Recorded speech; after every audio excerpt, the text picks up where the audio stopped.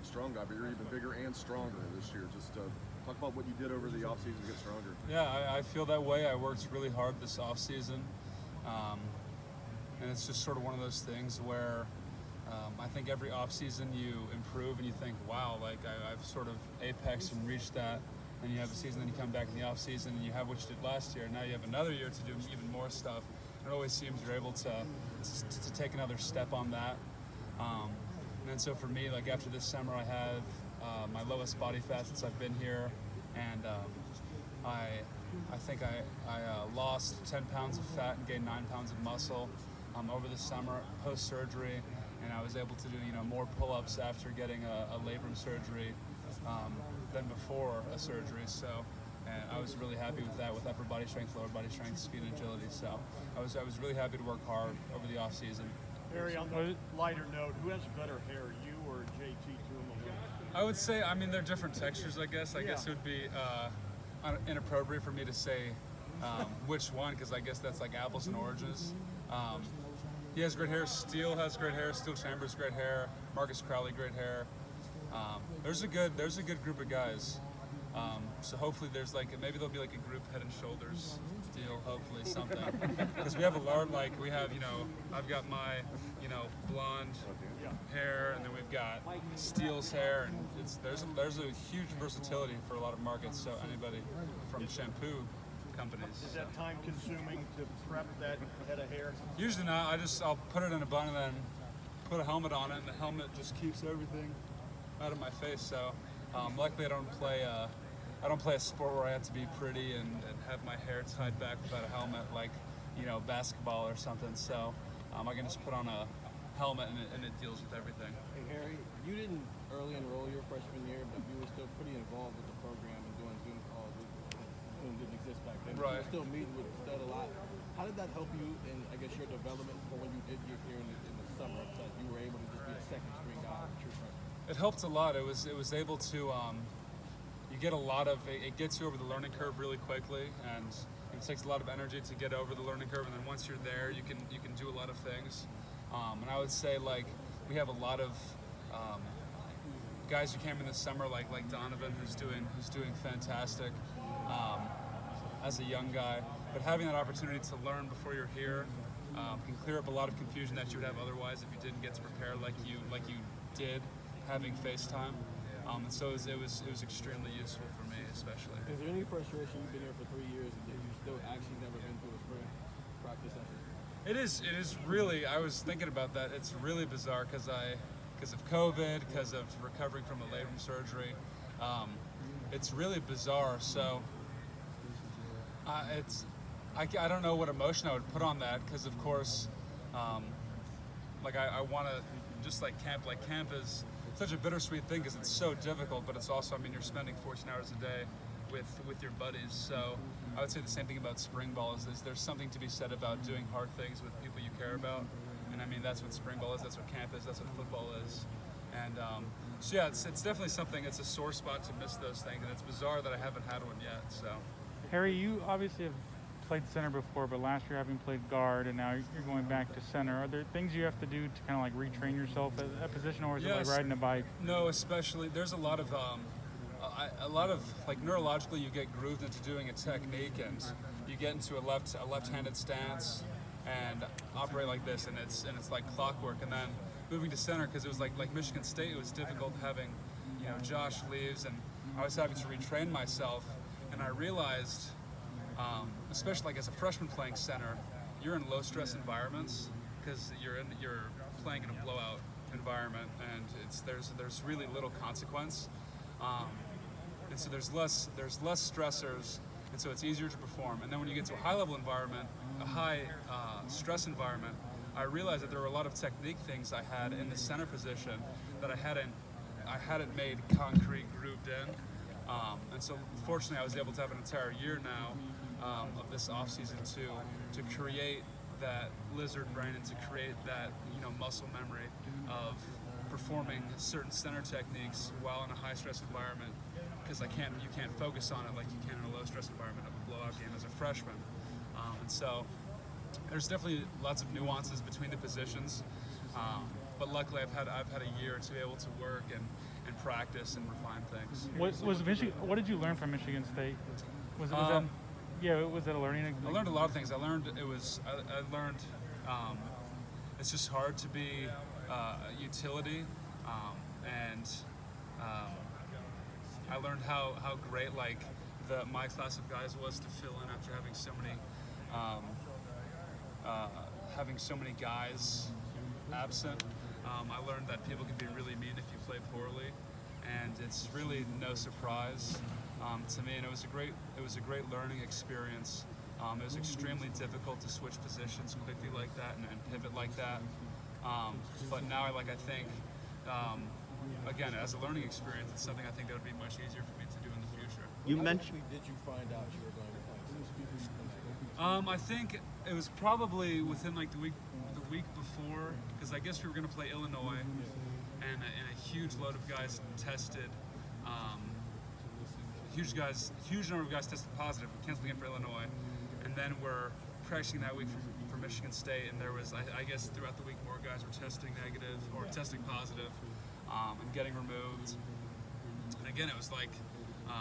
I talked with somebody earlier about just the year of COVID places so many variables that are non-football, but work their way into becoming football because now there's not an injury report, there's a COVID report, and there's guys absent because of that. And so, I would say within a week or so. Yeah. You mentioned the negative feedback from Michigan State, and that's been everyone has only seen you really play center in that high stress environment once. If there are fans or anybody concerned about your ability to do it, what would you tell them about that one off, or what did you think when you watched it? Yeah, I would say, I think a lot of it is, and this was, I think, a huge theme of my sophomore year, is just it's so hard. There's so many things you don't know that you don't know, and that's what learning is, and that's what I think, that's what's so great about being, a sophomore who gets playing time, is you have to learn so many things you didn't even know you didn't know. I would say, we're in camp and getting center reps, and it's a high-stress environment, and so I would say I'm doing that right now, and I'm working that right now, and you sort of realize, not to wax poetic, but there's a poem called "Defeat" by Khalil Gibran, where he talks about how to be enthroned is to be enslaved, and to reach one's fullness is to be like a ripe fruit that falls and is consumed by the masses. And essentially how in victory and success, everybody's very capricious and they want to praise you and smother you with praise. But really there's a great gift to having to do something very difficult that knocks you on your butt. And it's the fact that nobody else wants to share that with you, and that's the only thing that's going to belong only to you. And so it was very isolating to have, people tell you they hate you, people tell you to go kill yourself, people tell you to go switch universities. That's a hard thing, but I think it's a great gift to have that. I know that other people would not have taken it. Other people would have been very different with that, but it was a great gift to have that for me. So I would say I'm doing the reps right now, and we have it in camp, and I think our D-line's fantastic, and I think a great representation of anything you can find in the Big Ten or nationally. How do you learn to deal with that personally when people are saying mean things to you? I would just say I think a lot of it is I talk to the people I love. I was just talking with Coach Nico yesterday about Bernard Baruch, and he says that those who matter don't mind, and those who matter don't mind, and those who I forget what it was. Mind don't matter. Those who mind don't matter, right? As a literary term, that's called chiasmus when you switch the words like that. Just FYI. But yeah, it's you learn a lot of things. You learn what things don't matter. You learn what things do matter. And I speak with Nico all the time, and we talk a lot about Stoic philosophy. We talk a lot about all these other things, and there's so many things of Stoic philosophy, whether it be stoicopathy or ataraxia. Marcus Aurelius says, like, look at how capricious all those clapping hands are. And the reality is laurels. People place laurels on your head and say that you're the best in the world, but laurels rot and laurels wither and they get very old. And again, there's a great gift to being challenged and being insulted, and like Walt Whitman, to struggle against great odds, face enemies undaunted, to find yourself entirely alone with them and see how much one man can stand, and to face public odium is a very difficult thing that I think a lot of people. It's a difficult thing that is very terrible in most cases, but also a great gift, because not everybody gets to experience it. A lot of people are protected by anonymity, and they can say whatever they want to say in a very brutal fashion. But I think if you ask a lot of guys who play football, there's a lot of mean things that are said, and a lot of athletes deal with that. And that's just the way the thing goes. And so it's a great gift to know that people love you, people care about you, people who do difficult things with you care about you no matter what. So hard stuff is hard. It's not really news. Just the way it goes. Harry, How what was long it like? did you What was it play like to be with the? Toward labrum, and what We'll do kind two of more, one limitations here, do then you Tim. have? That's got to be a bear for no line. Yeah, it just hurt. It came right at the end of the season. I dislocated my shoulder and it popped out and tore a chunk of my labrum, and very painful experience. Surgery, got it repaired. Harrowing experience to work the rehab and fix it. It was a difficult thing, but again, like that's just sort of how it goes. Is hard stuff is hard. Well, you can't favor it because the guy across from you will know them. Right, so you just got to play ball, and again, like that's just sort of. I read a book about these great heroes and great figures in history, and there's one guy I'll just share named Horatio Nelson, who was a British captain, and he fought the French and stifled Napoleon many times in naval combat, and he had his arm ripped off or torn off by debris or a cannonball, and he had it amputated and kept fighting. And it's a lot of times when things hurt, it's nobody else really cares. So why should I? Because it's hard. Things are hard. It's gonna hurt if you play or don't play. So it's best to just give your shot and see how much you can do. Harry, what was it like out there today, being the center in the midst of that line that had DeWand at right tackle? You know the line I'm talking about, and Nicholas at left tackle. The group.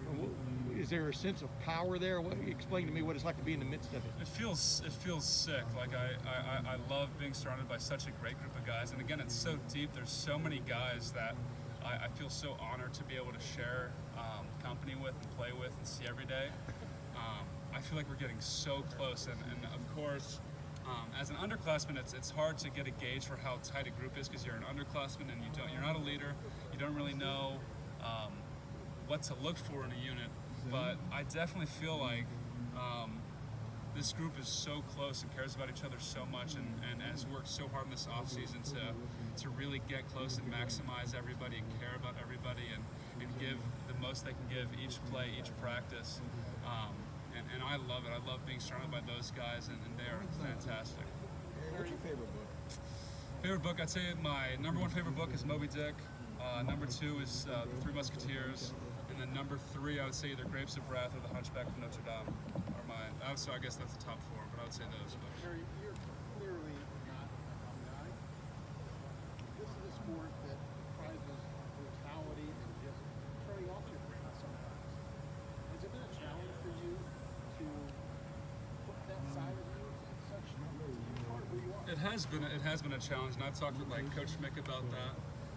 About how sometimes I wish I wasn't thinking through things because that makes it easier to do and to not suffer from analysis paralysis. But it's funny you bring that up because again I talk with Coach Mick about that all the time. But there's a in the Bhagavad Gita.